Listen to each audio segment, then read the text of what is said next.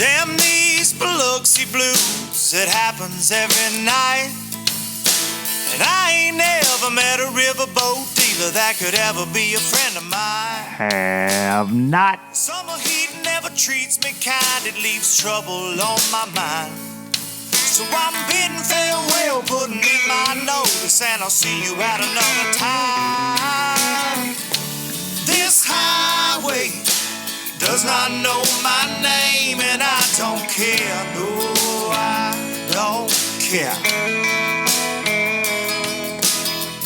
Headed my way for another place, and I got 3 good tires and a spare. To the hook, to the hook. Just a white line gypsy getting out of Mississippi with just enough gas to get there. Low budget. Live, not so live, from the Low Budget Live Bar and Bunker, soon to be the Low Budget Live Bar and Grill again, because the state of Tennessee is fixing to open back up in phases, and we're going to be open for business, and it's going to be crazy. It's going to be insanity. I have a feeling, but we're going to open back up in phases. The governor has spoken, and I think it's this. Let's see, what's today? April 27th, Monday. Recording this on Monday, early in the morning, because we didn't get one done yesterday. But going to be crazy. Going to be crazy. I think it's April 30th. Maybe we start opening back up. They're going to have restaurants at 50% capacity. And I don't even know. I mean, you can see I haven't shaved, I haven't had a haircut. Look like a Sasquatch a little bit, except I'm a lot shorter than a Sasquatch. But going to be some wild times coming up, I think. You know, they did a damn drive-through. I'm sorry, that makes me laugh. A drive-through COVID-19 testing in my hometown yesterday. Drive-through. And I didn't go by there because I figured it looked like when the fair comes to town. Because people were like, I'm going to go see if I got it. And, yeah, they did one yesterday for like 3 hours. So I'm sure our numbers will grow dramatically. I've been, I'm all over the place with this deal. I know y'all know that from week to week to week, and you can see my insanity slowly creeping in. But, you know, I'm all over the place with it. I think it's very serious, and at the same time, I'm just like, you know, seeing what it's doing to the economy, and I see what, you know, that it's become very political, it seems at times, and I don't know, I'm just kind of, I'm on the fence. I know people that have been affected by it personally, and it's super scary. Obviously lost some heroes, musical heroes during this thing. I just don't know. I don't know what the right answer is. And obviously y'all didn't tune in to a fishing podcast thinking that I would have the answer. But I think that, you know, I've been really proud of the way people have responded, though, for the most part, especially on social media and trying these live things and trying to throw things out there to keep people entertained, keep themselves entertained. And, but man, I'm just kind of ready to get back on the road. I'm ready to film a Boats and Pros. This is all selfish stuff, but we can be selfish.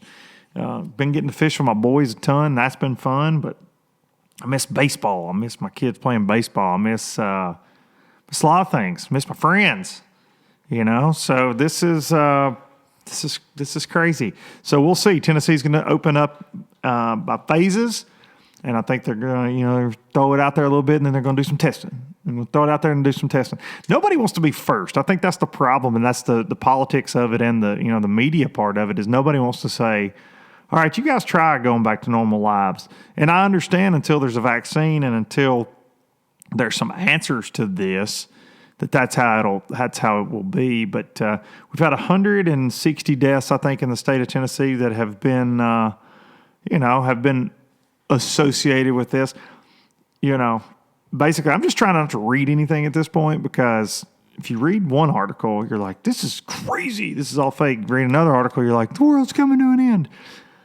So I don't know. I'm trying not to look at the news too much. Actually, Joe Rogan posted that this week. You know, Trump made his comments about bleach or whatever. I didn't actually even see the thing, but people are now drinking bleach. And Joe Rogan said, I've just got to turn the news off. This is insanity. That it has to be said, hey, maybe you shouldn't take Lysol into your body. And I haven't seen the speech where Trump said that, and I'm sure it's a misquote and blown out of proportion by the media, I have no doubt. But he apparently said something along those lines, and people did it, I think. It's like when I heard people were eating Tide Pods, you know? It's like Darian sticking a hook in his arm on YouTube. You know, you just don't, there's just some things you don't do. Stupid Darian. Speaking of stupid Darian, he's been doing these Saturday Night Lives, and he's doing these unboxings now, and I challenge all of you, go find his P.O. Box number and send him a lot of stuff with LBL on it, or For Low Budget Live, or Darian You Suck, or whatever. And I didn't get to watch this past Saturday night. I watched last week and got on there and commented. But this past Saturday night, he's doing one. He had a pretty good crowd, he said. And somebody, one of you low-lifers out there, sent him a bottle of StarTron. And that was so funny to me. And I woke up yesterday morning I'd been tagged in a couple things on Instagram about it. And his smart aleck self took it and shook the star. He shook that StarTron. Well, you know what? That's my deal. And you steal everything. You're an idiot. At Darian is Fishing. If y'all aren't following him, I know you probably are if you're here, but make sure you are. But yeah, I woke up yesterday morning, and that made me laugh really hard that he was like, shaking StarTron, being a smart aleck towards me, like always. But it was, it's all fun. I love that somebody sent him some StarTron. That was awesome. Low Budget Live brought to you by StarTron. As always, the fine folks at StarTron and Star Bright Solutions down there in Florida. Good people. And if your vehicles are sitting around a lot right now and you're not driving them, you need to put some StarTron in your tank. Put it in your tank. It kicks ethanol right in the teeth. If you're not getting to fish, if you're in one of these states where they're insane and they're not letting you fish, you're going to want to pour a little of that in there. You don't want that gas sitting in there with that ethanol in it if you put gas with ethanol in your boat. I still, even if you're running that high octane, son, you better drop you some StarTron in the tank. I don't care if your vehicle says it fights it. Drop it in there, put it in your weed eater, put it in your chainsaw. Star Bright Cleaning Solutions, cleaning up the boats. Mine doesn't look like I've used Star Bright in a while because me and the boys fished like 3 days in a row this weekend, and it's trashed right now. Fished in the rain Saturday in a freaking monsoon. So I'm going to have to break the Star Bright out. But thanks to those folks for always supporting Low Budget Live. Make sure if you enjoy this at all that you're supporting those people.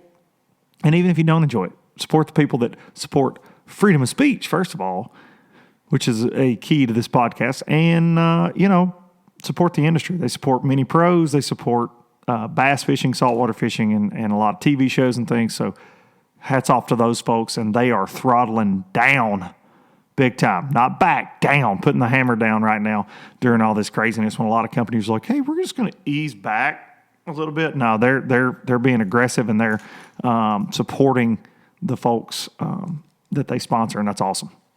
Love those guys. And I'm going to try to get a couple of those guys on here in the next couple of weeks, I think, for StarTron, because I think that'll be fun.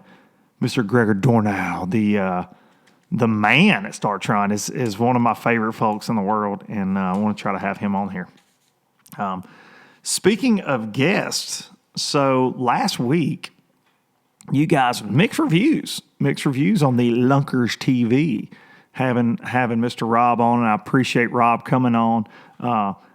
I caught some flack for having him on from certain people, and then I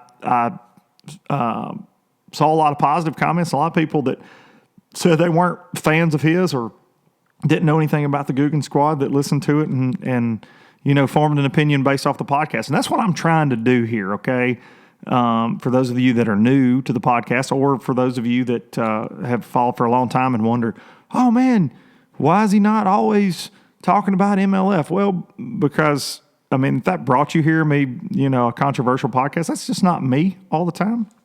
And I have said I will cover what's going on and try to talk about it. And right now, everything, and I did talk about what's kind of going on in bass fishing last week, but I wanted to have Rob on. Like I said, he and I had talked about it and had him on, and I enjoyed it. I really enjoyed that interview. I'm glad a lot of you did too. And if you didn't, I challenge you to this. I like listening to opposing views. I like listening to people I don't know that much about. So that's why I'm going to have somebody on. I think the overwhelming thing that I've seen in the comments from a few people is, obviously I'm a part of the Sixth Sense fishing family. Love their stuff. If you watch any of my videos, you see them, you know that. Have been for going on 4 years now. And love that company. There was some beef between the Guggen squad on some crankbait designs, and Ben Milliken made a video describing that to a T. And a lot of people were like, why didn't you ask him about that? Because that wasn't the interview I was going to do. That wasn't the interview I wanted to do.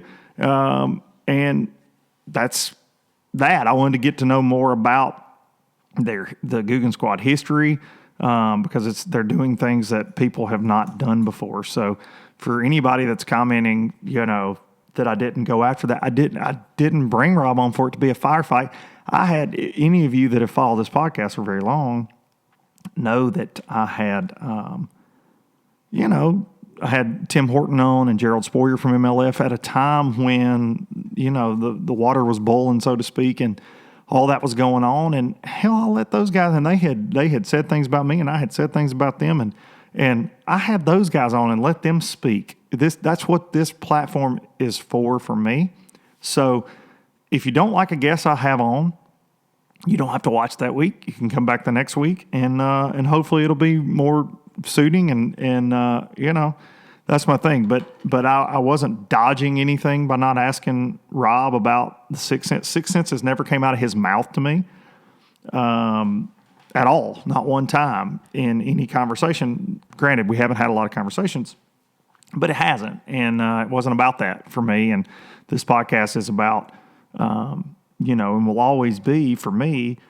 It's a platform for me to kind of get things off my chest, to talk to you guys, to connect with you guys through the comments, and I appreciate each and every one, even the Mom's Basement comments, but just because they make me laugh.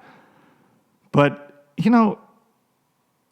just because you don't agree with something doesn't mean you have to just like blow it up or whatever. So just wanted to address that real quick. Thank you to everybody for watching every week. Thank you for listening every week. Like I said, I have favorite podcasts of mine. They don't always have people on that I like. It's just kind of how that goes. So deal with it. And I'm just kidding. Don't deal with it. I'm not saying that. But drop some comments below, some guests that you'd like for me to reach out to. That's what I'm trying to do, set up the next few weeks. That was just allergies, guys. That was not corona. Chill out. Maybe I should have gone to the drive-through test, and I'm gonna curse myself here. Text my guest. But drop me some comments on some guests that you would like to see, and I'll do my best to get them on, or repeat guests that we've had. Really trying to structure out the next few weeks. And while things are just, there's not current news going on in the fishing world, other than John Cox rehabilitating a 10-pound bass in his bathtub right now. I forgot. I was going to open the show at that. I actually wrote that in my notes. Go look at John Cox's Instagram. Stop right now. Hit pause on this. Go look. If you're driving down the road, listen to this. Hit pause if you're listening to this on Monday, because it's on his Instagram story. But he has a 10-pounder in the bathtub, and it's got a huge gash on its side, and it looks like he thinks it might have been attacked by an alligator. It got attacked by something, but it's the most amazing thing I've ever seen. He has a 10-pounder in a bathtub, and it made it through the night, and I've been keeping up with it. And I don't know what John and I were talking about it this morning, texting back and forth, but please, that's the most current bass fishing news I got. And if you're not following John Cox on Instagram, you're missing it, because he fed a bass a dead bird, a peep at Easter. Like this, I love John Cox. He's one of my favorite human beings of all time, and he is rehabilitating a 10-pounder. My guest today is another one of my favorite humans in fishing for sure.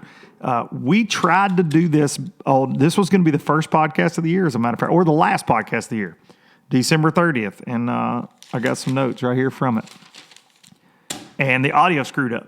And I am fingers crossed praying that it doesn't happen again today. But my guest has won a little over $500,000 with the Bass Masters.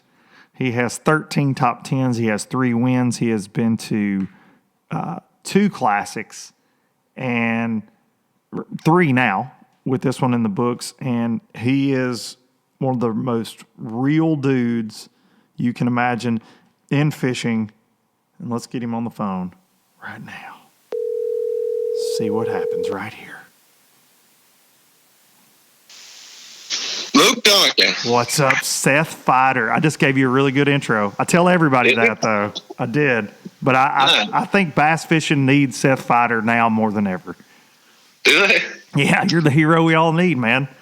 I just keep up with your Instagram. You and John Cox on social media just keep me going because you're out shooting stuff, you're out catching stuff, you're just real, and that's what we need right now, I think.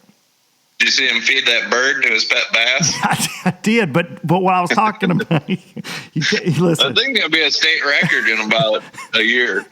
And see, everybody's like, oh, John's so funny. Look, he's feeding that thing a Snickers. Oh, he's feeding it a protein bar. Oh, he's doing this. No, he's trying to catch the world record in his damn backyard. That's what he's trying to do off the bed, and he will. He will. Yeah. So what I was going to be 30 pounds pretty soon. No doubt, dude. Feed him a whole ham. Yeah. So right before I called, I was talking about on his Instagram right now, he has a 10-pounder in his bathtub. I don't know if he's rehabilitating a 10-pounder that he said last night got attacked by an alligator. And the first thing I did when I woke up this morning was check his Instagram because I think he's calling it Walter, but it made it through the night. You need to go look. I mean, you just can't make this crap up, dude. But I have to go check it out. Yeah, it's on his story right now. I was texting with him. I'm like, just when I thought you were my favorite person ever, then you have a bass in your bathtub that's bigger than most people will ever catch. Yeah. I mean, dude, he lives a wild man life down there. But so how are things in the quarantine going for you, buddy, and the fam? Oh, just on lockdown, trying to not die from the Wuhan flu. What's Minnesota like right now? Are they that's always when I talk to folks right now, that's what I want to know more than anything is what's your state? What have they done about it? What have y'all been having to do? They just closed a bunch of stores. It's basically like 4th of July weekend every day. Dude, same here. Yeah. My buddy went to Lake Minnetonka yesterday, and Lake Minnetonka has like 10 big boat ramps on it, and he went in the afternoon. He could not get a spot. That's how the Tennessee River is right now. I mean, I know you realize that. It goes without saying, but dude, it's always like that this time of year anyways. But then with this going on, it looks like, like you said, 4th of July. I told my wife that this weekend. 4th of July, that's what it looks like every day. Every day. It doesn't matter if it's a Tuesday. Yeah, same. I took my boys last Tuesday afternoon down to Pickwick, and, dude, we parked in the grass there in Florence at the main boat ramp, and had to park out in the grass. I'm going, I guess everybody got laid off or has corona and just decided to go fishing. I don't know, man. Yeah.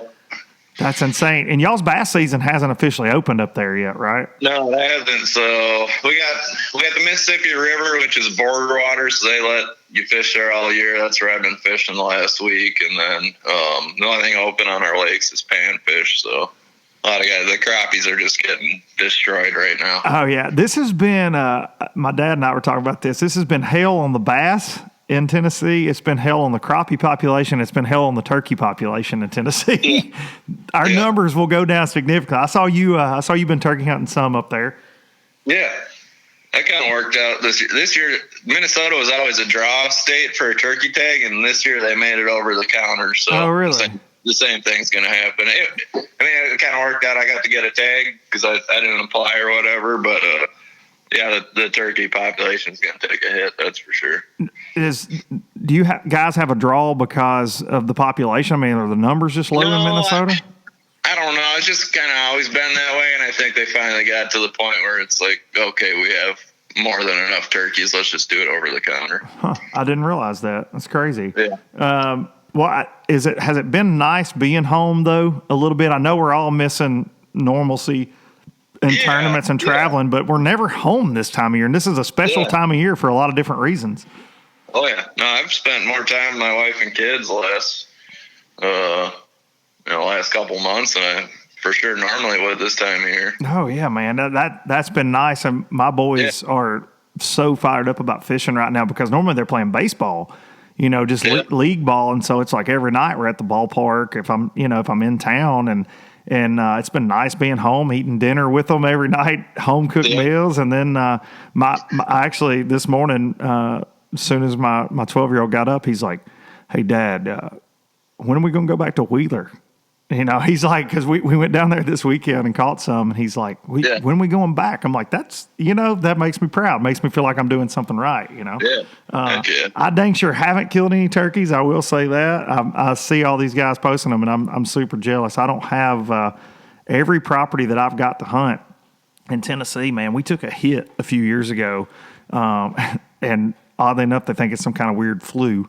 Really? Yeah, and dude, we lost a lot of birds, and these two farms that I've hunted, I deer hunt on, and we had a few birds during the fall, and they're just gone right now. And I haven't been able to do anything much with them. I've public land hunted some, and it's the same on a lot of our public land around here, just in my area in Tennessee. If you drive 30 minutes north, like you run over them with your damn truck on the interstate, like they're just everywhere. Really? Oh yeah, but like here in my county, the southern part of Tennessee, there's like 3 counties around me that are just devastated. The population is it's crazy, man. But they haven't backed off on any regulations or anything like that. You can still kill as many as you always have, but there's just not. There's pockets of them, but it's crazy. So it's really a lot more difficult than it was like when I was a kid. It was not hard to go, find a property that had them and hunt them. So it's been frustrating because I've been home. I haven't been having to do a lot, so I could turkey hunt it every day, but I haven't I haven't got a lot of birds. So. Yeah, dude. So I've been jealous, like peeping all the pics on Instagram. All my buddies smashing them all over the country. So, dude, are you guys right now? I know y'all are going through a time, man, as pro anglers, and I've talked about this a little bit in the last couple of weeks. Have you seen any hits from sponsors, so to speak? Not to get too personal, but are you talking with your sponsors? Are any of them putting any plans to cut things back with all this going on? Are they sticking by your side? What's going on? Like I saw you take over, I guess it was a Rapple Instagram or something the other day. And so obviously, I know they got your back. A lot of mine are all in right now and trying to come up with ways to create content and different things. But what are you seeing right now in the sponsor world? Personally, I haven't had any issues, but I know there is some guys that are getting cut back and, they're missing quarterly payments and whatnot. I personally haven't had an issue yet, but, I know a lot of those companies are hurting, so that money dries up. It's going to trickle down to us too. I know that's coming, but at the moment, I haven't had an issue yet. That's good, man. I know. I think that we'll definitely see some of that, and that's kind of what I've talked about on the show. Is unfortunately, marketing budgets are the first thing. Any of these companies, if they see a profit hit, they're like, "Oh, marketing."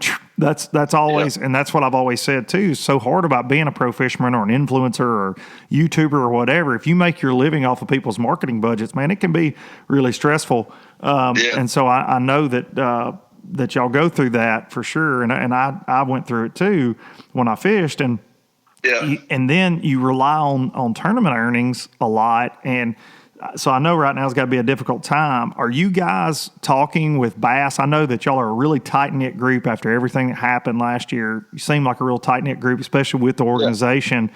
Are you guys talking to Bass weekly or monthly, or what's going on with that as far as a plan? How are they relaying that to you guys right now? I'd say weekly. They keep us in the loop, but at the same time, nobody really knows nobody's got an answer to when all this is going to start. So They're throwing some proposed schedules at us, which look horrible for duck hunting, but it is what it is. But the last schedule they threw at us, it had us fishing into December. Wow. And that was with us going to the Sabine first week of June, and they just canceled that a few days ago. So that one is off the books into now. January. I don't know.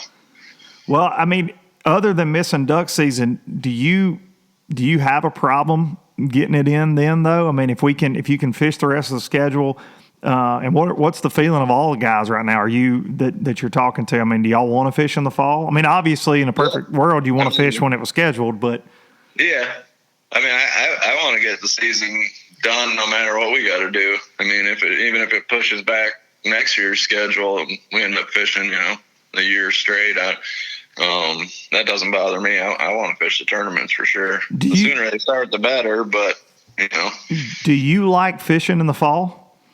Is that? I mean, I know you're a big duck hunter, but is that something you get to do a lot? Yeah, I mean, historically, I do really well in the fall, but it's not the same. You go to some of them play like. Take that Eufaula tournament, for example. We go there in March, everybody had 20-some pounds. Now we're going to probably end up there in September, October, and you're going to be throwing a shaky head praying for 5 keepers. It's a different ball. Everything changes after about August.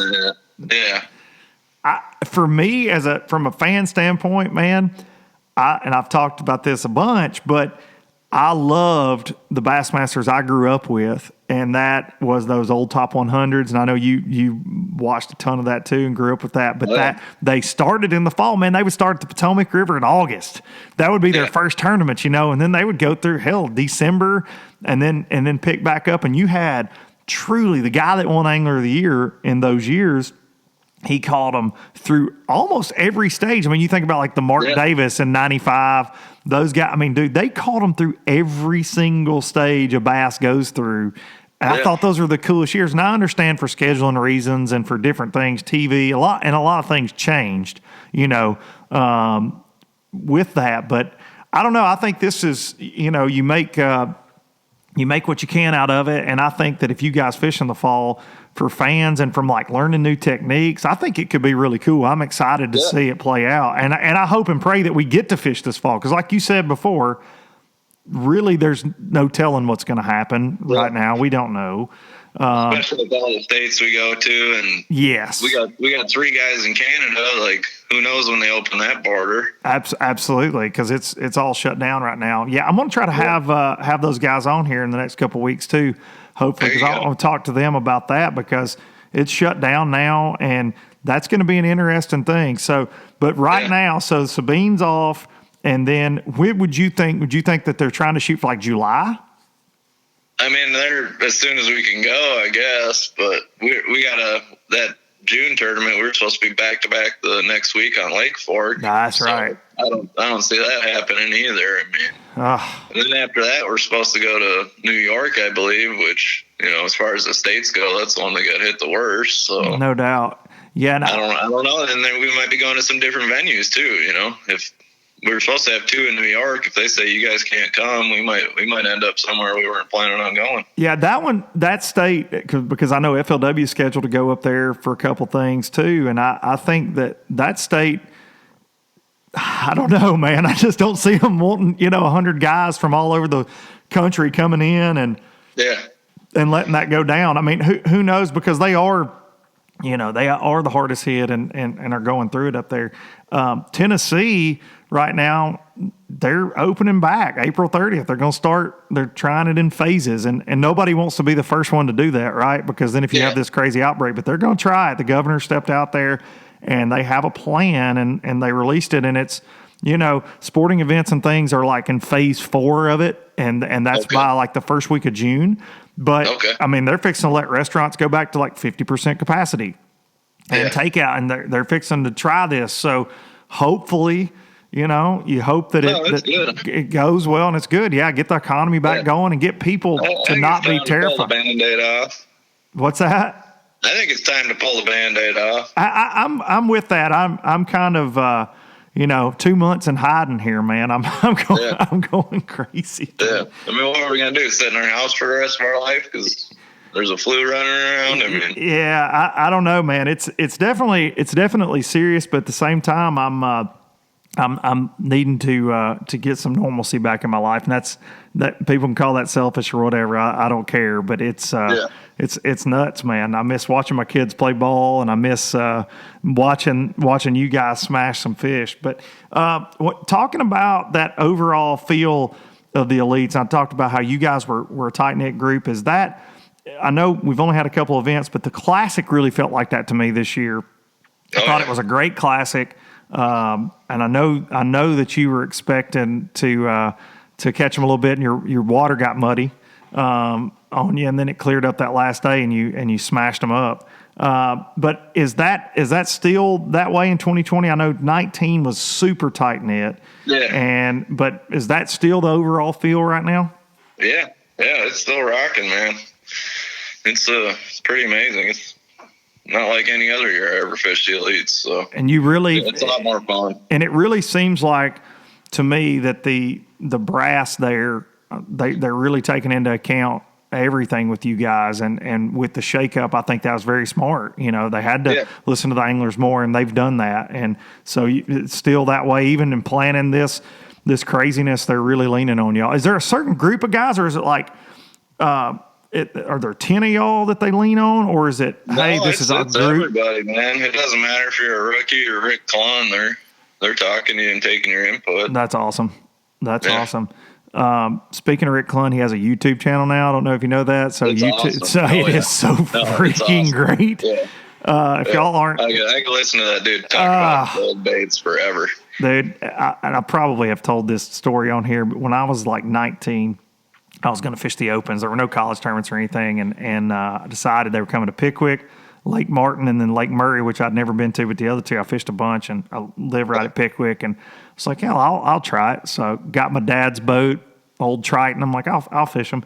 So the Classic, though, leading up to that summer was in Birmingham, and I was in the Nitro Boats booth, and Rick Clun was there, and I walked up to him, and I was never a cocky kid at all, but kind of confident. But I like to just walk up and meet my heroes. That's how I made friends with so many people. Like, hey, I'm Luke, and this is what I do, and then I let them decide whether they like me or not, I guess. But Rick, I walked up to him. It was him and his wife, Mr. Clun, and I'd met him like a couple times as a kid, running around with a hat, getting autographs at Pickwick at Top 100s and stuff, But I was like, Mr. Clun, I'm Luke Duncan, and I was trying to get everything in. Like when you meet a famous person, I feel like a lot of people, they try to get everything in about their life in about a minute to make them think, to make them remember the moment, I guess. But I'm like, Mr. Clun, I'm Luke Duncan. I'm fishing the Bassmaster Opens, and I'm doing this. And he put his arm like around me. I'll never forget this. And he says, Luke, you've got a lot of nervous energy. If you can learn to harness that, you'll do well. And I was like, what just happened? But that was my first experience with Rick Clun being like, I'm going to fish against you. And then he did. He fished the opens that I fished that year. And I'll never forget the first morning of practice at Lake Murray in South Carolina, backing the boat down. And he was backing in at the same time. And I was like, oh, boy. What have I got myself into here? And Brower fished them. Denny fished those, caught the heck out of them, of course. Yeah. And those, man, those were the freaking days, dude. But I'm really proud to hear that it's going like that for y'all, and I hope that we can get back to it really, really soon. I know it seems like Gerald made the comment on the show. Whenever he retires one day, he's going to write a book about logos, egos, and psychos. Yeah, and I think that a lot of those egos have kind of been knocked down a little bit right now. So I think that's definitely a good thing. I think all of our egos have taken a shot with this, and we realize there are things more important than what we've been doing sometimes. Dude. So, and we tried this interview, I said that earlier, but we tried this interview in December, and it was killer, and my freaking recording software screwed up halfway through it, and I missed like 20 minutes of the damn interview. And I've got some notes because we talked about some stuff then that I want to talk about again. What do you think it is about Minnesota that's so special. And I've been there. I love fishing in Minnesota. I fished with your boy Kyle Wood and my boy Kyle Wood this past fall. It was really special because you can go to one lake that's, you know, a smallmouth only kind of deal, or you can go to a river I think that there are certain pockets of the country, the Carolinas, you got the Brian Thrifts, Todd Altons, you know, Matt Aries over there, Chris Baumgartner, an old name, but then lots and lots of Shane LaHughes, Brandon Cobbs, that little cluster area over there. And then you got the Texas guys, and you got the Bama guys, the Tennessee River guys, Florida guys. What do you think it is about Minnesota? Because for rednecks down here, you know, they're not thinking about those Midwest guys coming down here and punching a big weight and punching them right in the face. But what do you think it is that's so special about Minnesota? Just the amount of water and the fisheries we have. Like, it's not down south. We don't have 10-pounders, and our lakes are frozen for half the year, so that kind of sucks. But I mean, every kid growing up in Minnesota has a lake within biking distance of his house. You know what I mean?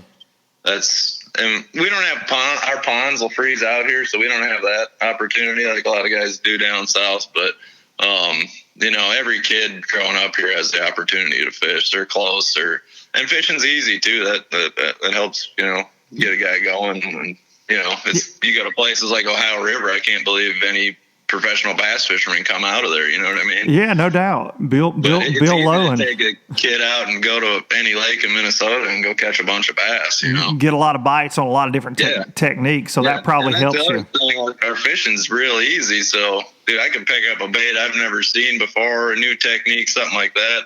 I can go out to, you know, most of the lakes in the state and go get 30, 40 bites on it in an afternoon, and you know, really learn a lot about, you know, how to set the hook on it, or what the bite feels like on it, or if you do this, you get bit, you know, little tricks and stuff. So it's really easy to, you know, get a lot of bites on a bait and build some confidence in it and stuff like that. It's just the biggest struggle for the guys coming from Minnesota is going to be, you know, reservoir fishing. We got all natural lakes and then Mississippi River, so our lake's set up quite a bit different, but you know, a lot of it's easy to fall in love with fishing growing up in Minnesota. And there's a cluster of guys coming from that part of the world, man, that just wreck them. And I've been fortunate to get to know guys like you and Josh Douglas, and there's Chad Smith, the co-angler super wizard from up there. But so many good guys from up there, and I'm missing a bunch. And y'all don't be slapping me around in the comments if I missed you. I'm sorry. But it's an interesting place. The people are I feel like they're so good there. When you drive, like Kyle and I, once you get out of the hustle and craziness of the Twin Cities, it's just like another world, man. It's one of my, I truly, I told Kyle last fall, I'm like, dude, I want to buy a place up. Like, this is where I want to be in life, you know, for probably 6 months of the year. Yeah. And then don't come there in January. No. I would never say that. Yeah. I will never say that in January. You don't have to worry about that. My blood's way too thin for that crap. But I really respect that area, man. And I get it after coming there, why everybody is so good. And I think there's a lot to be said. Like you're saying, you see a lot of people, they may shoot videos on smaller lakes, private lakes, and people automatically want to jump on them. Sometimes, anybody can catch them in a pond, or anybody can catch that kind of stuff. But there's something to be said for learning techniques.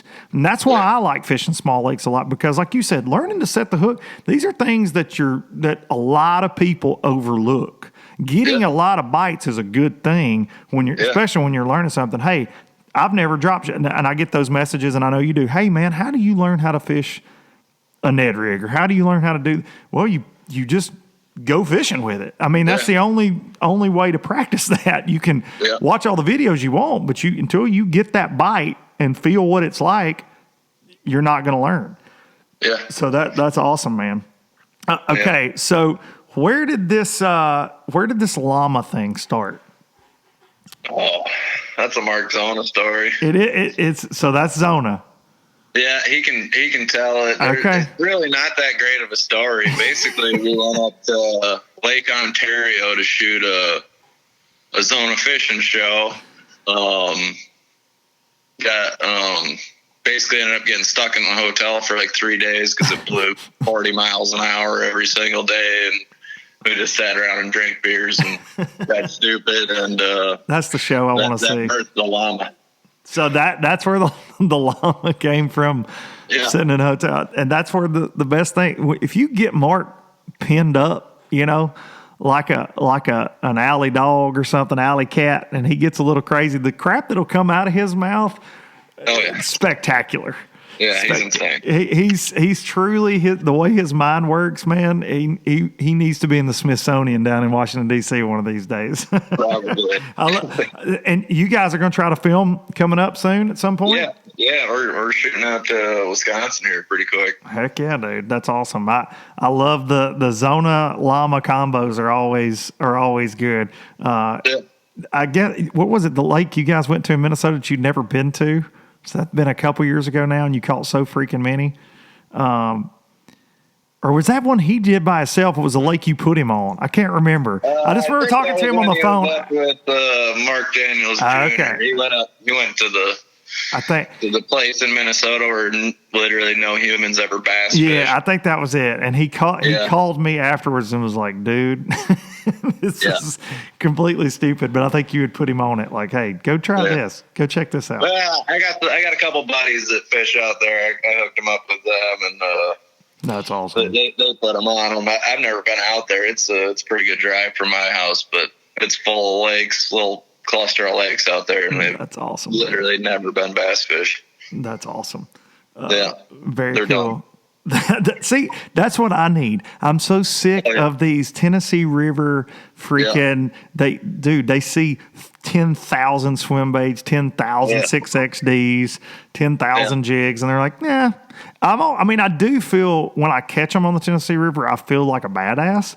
I'm what's up? Yeah. What's up now? When you get one like to really eat a swim jig, and you're like, what's up, stupid? That must be a dumb one, or I'm really smart.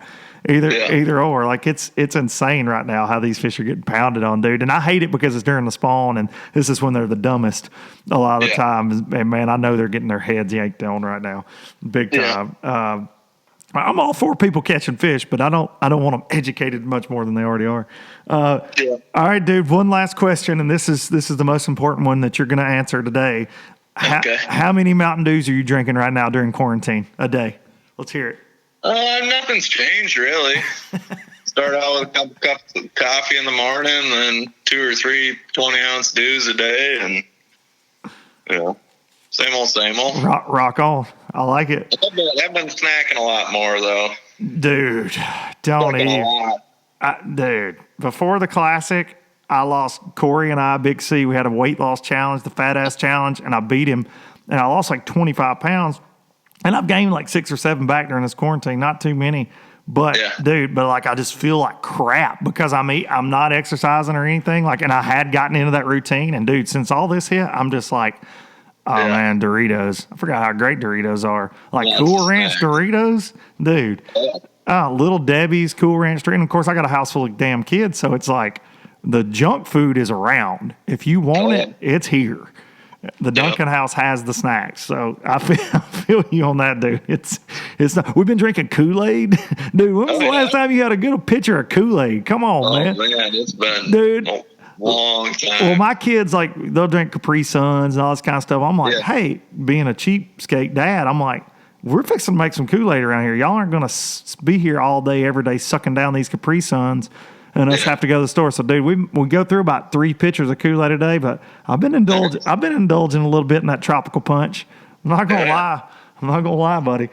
All right, Feider. I hope you and the family stay healthy through all this, buddy. I know it's crazy, but hopefully we can rip that Band-Aid off, go back to smacking bass sooner than later, dude. Yeah. I appreciate you taking the time to do this. Well, thanks for having me on. Heck yeah, dude. All right, I really appreciate it, Seth. Take it easy, man. Yeah, we'll see you, bud. Right, thanks. Seth Feider. It's a good time. He is a good one, an old good one right there. So funny, man. So funny, and just I like people that are real. You know, It's where it's not a routine. Some things that some people do in all all facets of life are forced. They try too hard, I feel like, and I think whether that's music or fishing or freaking the NBA, whatever you want to talk about, there are people that force things, but the folks that rise above that are the people that are real and the people that stay true to themselves and stay true to their families and stay true just to their roots. And I think Seth does that better than anybody in this sport. And I freaking applaud him for that. And gosh, he can catch them. He can freaking catch them. He puts on that little, Minnesota and they're dumb, but he catches them everywhere he freaking goes, man. It's always fun talking to Seth, and I'm glad we got that in. I think the audio held up for once. So, low budget. It's low budget. To quote Mark Jeffries, he said, well, let me know if you want to go to medium budget live, and he'll tell me what to do. I like the low budget life. I wanted to talk about a little something. I just got in right here. I've been doing some bait top 10 lists. No top 10 this week or last week. Working on a new one. Somebody actually commented below, and this is my ADD, and I apologize, and I'll get to this. Top 10 lakes that you would break quarantine to go to. And I'm going to do that. I think that'd be fun, but I want a fun guest for that. And maybe get Stupid Darian to do that one. I may do that one live and let y'all comment. But I wanted to talk about this crankbait, and this has been a long time coming for 6 cents, and I like new, I like shiny, and I like things that are innovative. And this is a patent pending design, okay? Let's see how well you can see that. This is called the Axis 2.0, 6 cents, but it's a square bill, so you can see square bill bought. Oh yeah, Luke, it's a square bill. It's a normal square bill. No, it's not. This bill, listen to that. I'm putting it in the camera, not the microphone. Listen to the bill. So that thing knocks back and forth. It's like a chatterbait blade. It's a metal lip, and it moves on an axis. But this is an all-original design, designed by 6 cents and a good friend of mine.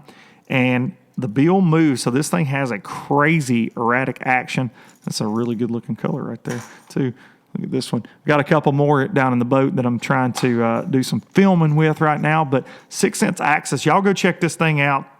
This is something they've really invested a lot in and have worked on for a very long time, but will be coming out very, very soon. They had some that went to Academy stores, about hooked myself, and they're just now fixing to have these things full bore, and I think they got them on the website. But go and use code DUNK10 if you want 10% off. But this is a very unique crankbait. Very, very, very cool crankbait, and I think that if you're a square bill fan, I think it's something that you'll want to have in your arsenal just because it's so different. You can go behind people and get bites, and like I said, I'm doing some filming with this right now, trying to get some video catches of them old biggins on the Tennessee River eating this. But very cool. The Axis, I wanted to mention that. Very, very cool. That's one thing that I will say that makes me proud to be a part of the 6 Cents family is some of this, just the original stuff that they do try to go out on a limb and take a chance on. I mean, this is crazy. This is a crazy design, and a lot of their big crankbaits are like that. The C20s, the C25s, those designs, that movement ADX crankbait, just original stuff, and going out on a limb. So shout out to those guys. This is a very cool design for sure. Thank you guys, as always. Thank y'all for listening. I really appreciate that. Hope y'all enjoyed that with Seth Feider. Comment below, like I said, if you got a guest list. Comment below. If you are listening to this driving down the road, pull over on the side of the road and send me a DM on the Instagram, the IG. If you got any guest ideas, we'll see who we can get fired up. I love that Feider interview. I thought that was a lot of fun. Hope y'all really enjoyed that as well. Thank y'all for everything. Please take care of yourselves right now. We're like Feider said, I hope we can rip this Band-Aid off soon, but still be washing your hands. Be using that hand sanitizer and be paying attention, because this definitely does affect people when they get it, and we don't want to spread it any more than we already have. But hopefully we can get back to whatever normal is very, very soon. I will see y'all next week. I've got a couple fishing videos going up this week. One that went up yesterday, a big swim bait fail with Hudson. Y'all go give those a watch if you haven't. I get a lot more heat on the podcast than I do the fishing videos, but go check out the fishing videos. I think that you'll enjoy them. I'm getting to fish with my kids a lot right now, and I like to think that they're really funny, and I know I love getting to capture those moments with them. But go check them out. I'm going to have a Boats and Pros for you hopefully soon. Tanner and I are starting to plan that. Tennessee's going to open up, and we're going to try to film with somebody in Tennessee, okay? Thank y'all. Make sure you hug your mama, and we are going to go out with Biloxi Blues like always. And I've said this the last 2 weeks, but I am going to try to do a live this week just because I need to, and it's fun. Hope y'all have a good week. See y'all. Some town or two below, I never could make it last. Spanish moss and Civil War ghosts, well, I'm gonna leave them in the past. Any direction, Lord, I'll be fine. It don't matter east or west.